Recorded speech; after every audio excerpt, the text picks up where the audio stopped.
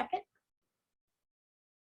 Sally, we've enjoyed getting to know you. We're so pleased to be able to hear and learn from you today, preparing yourself for the literary moment of your life oftentimes means that you need an editor. So that's why we brought this amazing woman to teach you how to prepare. And with that, I give you Sally Chetwynd. Good morning. Oh, good afternoon, everybody. Might be morning for some of you. I'm Brass Castle Arts. I'm a freelance copywriter, copy editor, and author, and I offer literary services to polish your gem, because the passion that drives your business, your idea, your mission, that's a gem. So I want to help you polish it. Okay, so if I can get this thing to work here. Tab, no, there it goes. All right. So I'm originally from South Berwick, Maine, and I've also lived in New Hampshire, Massachusetts, where I am currently, and Virginia. And I'm a tomboy. I love climbing trees and I love catching frogs. I've been writing since I could hold a pencil, and I have a BA in human ecology from College of the Atlantic in Bar Harbor, Maine. And some of my previous jobs include being a land use planner, a journeyman pipe fitter, a drafter in a lot of engineering fields, a graphic artist, a tour guide, and a math and English tutor. Some of my interests include living history reenacting, music, fife, drum, flageolet, which is a more expensive version of a tin whistle, spoons, gourd, which is something you shake, and singing, scratch cooking, reading on the scientific discovery. I just go gaga over stuff like, Aurora Borealis or the metric system. I'm the published author of 2 novels, some short stories, magazine articles, and a tri-weekly newsletter. And in the works, I have a nonfiction book about police families surviving line of duty deaths, and a novella about Nicodemus, because he's kind of a cool guy. And so what do I mean by polish your gem? Every business develops written materials to communicate its mission, services, and products. Your passion for your work drives you. You want to share that passion with clients, current and potential, and your gem is contained in that written material. My passion, my mission, and my calling is to help you polish that gem in case it's hidden within unclear text. Let's distill that text to reveal it together. Let's polish that gem. So why? Your aim is to communicate as clearly as possible. Nobody produces error-free content. That includes me. Every work needs review by another set of eyes. So an editor helps you see the forest for the trees. Typographical, grammatical, and punctuation errors distract the reader from your message, and those errors can be costly if they confuse or miscommunicate your intent, mission, or message. Spell check and grammar check software is unreliable, and often it's just plain wrong.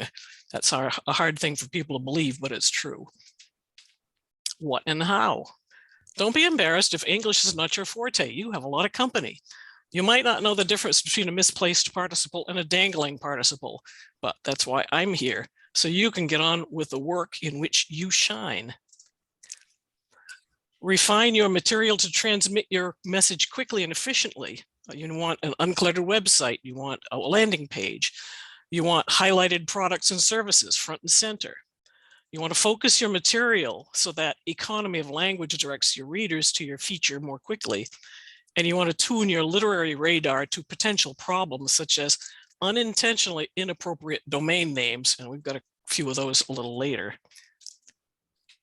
Verify your content with fact checking and research. You want to document your research as you go along to streamline your work. And you want to replace passive language with active language to strengthen your content. And one thing that most people need to do and often get excited and they don't before they hit publish. Wait a while before taking a second look at your content. You want to let it percolate. It gives your eye and mind objectivity.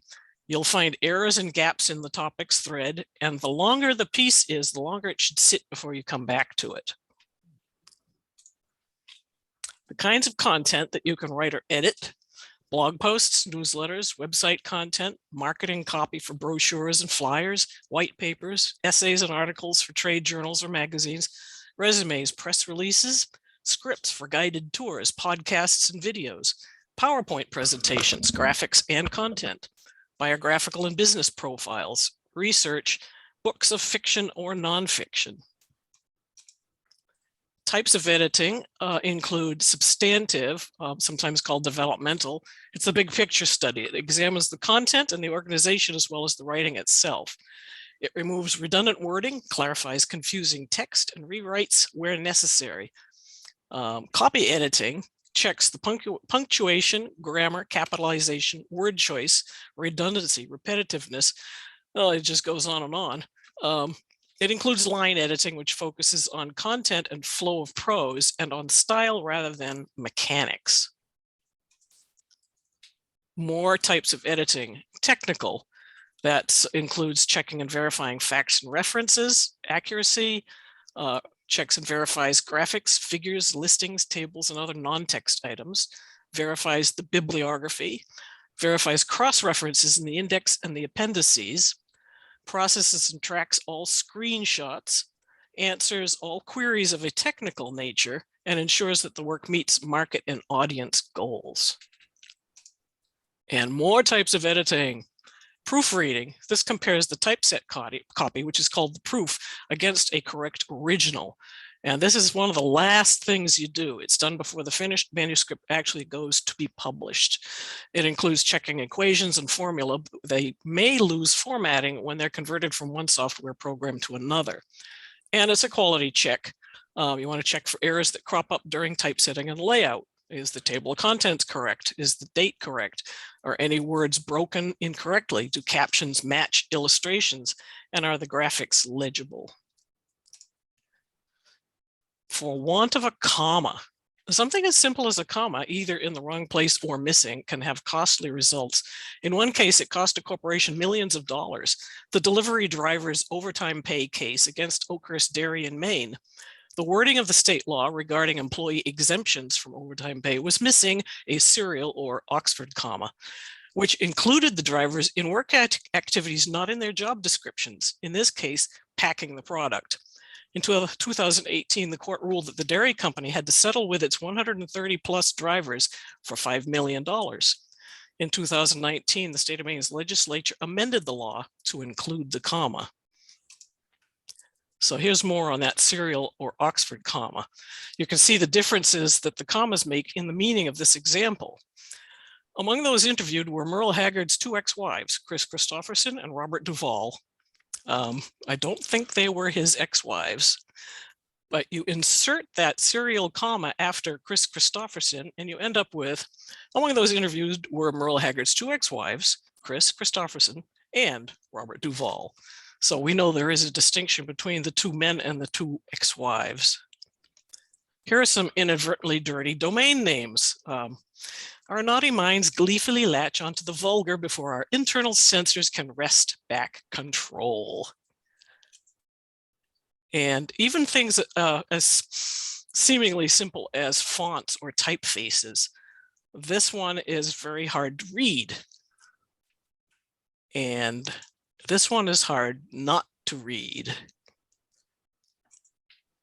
So the writer's and editor's goal from our friend Quintilian, who lived about 2,000 years ago. We should not write so that it is possible for the reader to understand us, but so that it is impossible for him to misunderstand us. So that is a very short treatise on editing. Thank you.